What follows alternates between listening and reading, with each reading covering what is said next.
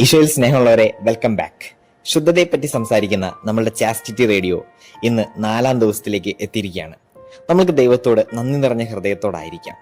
ഇന്ന് നമ്മൾ ഒരു മനോഹരമായ വിഷയമാണ് ഡിസ്കസ് ചെയ്യാനായിട്ട് പോകുന്നത്.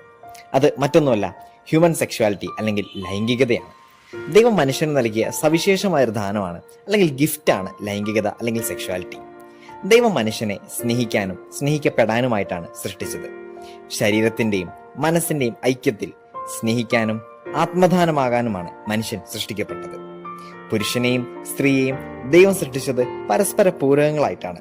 ഇപ്പൊ ഇംഗ്ലീഷിൽ നമ്മൾ കോംപ്ലിമെന്ററി എന്നൊക്കെ പറയില്ലേ, അതുപോലെ സ്നേഹിക്കാനായി ദൈവം പുരുഷനും സ്ത്രീക്കും നൽകിയ കഴിവിനെ, കപ്പാസിറ്റിയെ സംയോജിപ്പിക്കുന്ന ദാനമാണ് ലൈംഗികത. നമ്മുടെ എല്ലാം വ്യക്തിത്വത്തിന്റെ അടിസ്ഥാന ഭാഗമാണ് ദൈവം നമുക്ക് നൽകിയ സെക്ഷുവാലിറ്റി എന്ന് പറയുന്നത്. ദൈവം നമ്മളെല്ലാം ലൈംഗികത എന്ന ദാനം നൽകിയിട്ടാണ് സ്ത്രീയും പുരുഷനുമായി തന്റെ ഛായയിലും സാദൃശ്യത്തിലും സൃഷ്ടിച്ചത്.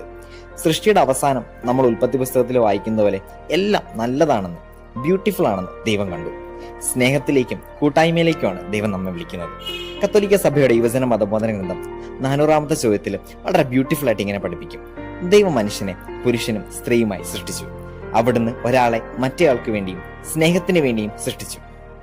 അവിടുന്ന് അവരെ ലൈംഗിക ആഗ്രഹമുള്ളവരായും ശാരീരികാനന്ദം അനുഭവിക്കാൻ കഴിവുള്ളവരായും സൃഷ്ടിച്ചു. അവിടുന്ന് അവരെ ജീവൻ പകർന്നു നൽകാൻ വേണ്ടി സൃഷ്ടിച്ചു. എന്ത് ബ്യൂട്ടിഫുൾ ആണല്ലേ! ദൈവം നമുക്ക് നൽകിയ ഈ വലിയ ഗിഫ്റ്റിനെ ഓർത്ത് നാം അവിടത്തേക്ക് നന്ദി പറയണം. ഇനിയാണ് ഒരു പ്രധാനപ്പെട്ട ചോദ്യം. ആ ചോദ്യത്തിനുള്ള ഉത്തരം ഞാൻ ഓൾറെഡി മുകളിൽ പറഞ്ഞു കഴിഞ്ഞു. എന്നാലും ദൈവം നമുക്ക് സെക്ഷുവാലിറ്റി എന്ന ഗിഫ്റ്റ് എന്തിനു വേണ്ടിയാണ് നൽകിയിരിക്കുന്നത്? ഇതറിയുന്നത് വളരെ വളരെ ഇമ്പോർട്ടൻ്റ് ആണ്. ദൈവം ലൈംഗികതയെ രൂപകൽപ്പന ചെയ്തത് ഒരു പുരുഷനും സ്ത്രീയും പരസ്പരം പൂർണ്ണമായി നൽകുന്ന ഒരു ശരീരമായി തീരുന്ന സ്നേഹത്തിന്റെയും വിശ്വസ്തതയുടെയും ആജീവനാന്തുടമ്പടിയായ വിവാഹം എന്ന കൂദാശയിൽ ജീവിക്കാനാണ്. വിവാഹത്തിലൂടെ ദൈവത്തിന്റെ സൃഷ്ടികർമ്മത്തിൽ മനുഷ്യൻ സഹകരിക്കുന്നു, തലമുറകൾക്ക് ജന്മം നൽകുകയും ചെയ്യുന്നു. യുകാറ്റിന്റെ 407-ാമത്തെ ചോദ്യം വീണ്ടും നമ്മളെ ഇങ്ങനെ പഠിപ്പിക്കും: ലൈംഗികത സ്നേഹത്തിനും പുതിയ ജീവിതത്തിനും വേണ്ടിയാണ്. വിവാഹം എന്ന കൂദാശയ്ക്ക് വേണ്ടിയാണ് ലൈംഗികത എന്ന ദാനം നമുക്ക് നൽകപ്പെട്ടിരിക്കുന്നത്. അതിനകത്താണ് ലൈംഗികതയെ നമ്മൾ കാണേണ്ടതും മനസ്സിലാക്കേണ്ടതും. ആ പശ്ചാത്തലത്തിലാണ് നമ്മൾ മനസ്സിലാക്കേണ്ടത്. അതുവരെ നമ്മൾ ഈ ഗിഫ്റ്റിനെ എന്തിനു വേണ്ടിയാണോ ദൈവം നമുക്ക് നൽകിയത് അതുപോലെ കാത്തു സൂക്ഷിക്കേണ്ടതുണ്ട്. ഇത് നമുക്ക് ചാസ്റ്റിറ്റി എന്ന് പറയുന്ന പുണ്യം അഭ്യസിച്ചേ മതിയാകും. ഇനി ഒത്തിരി കാര്യങ്ങൾ ഇതിനെക്കുറിച്ച് സംസാരിക്കാനുണ്ട്. ഇതൊരു തുടക്കം മാത്രമാണ്. നമുക്ക് പ്രാർത്ഥനയോടെ അവസാനിപ്പിക്കാം.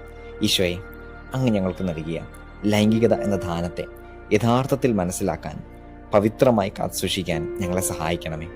ശുദ്ധത എന്ന പുണ്യത്തിൽ വളരാൻ ഞങ്ങളെ അനുഗ്രഹിക്കണമേ. ആമേൻ. പ്രിയമുള്ളവരെ, നമ്മുടെ യാത്ര ഇങ്ങനെ അനുഗ്രഹീതമായിട്ട് തുടരുകയാണ്. നമുക്ക് ഒന്നിച്ച് ശുദ്ധതയ്ക്കായിട്ട് പടപൊരുതാം. നാളെ വീണ്ടും നമ്മൾ കണ്ടുമുട്ടും. Till then, let's continue in prayer. God bless U.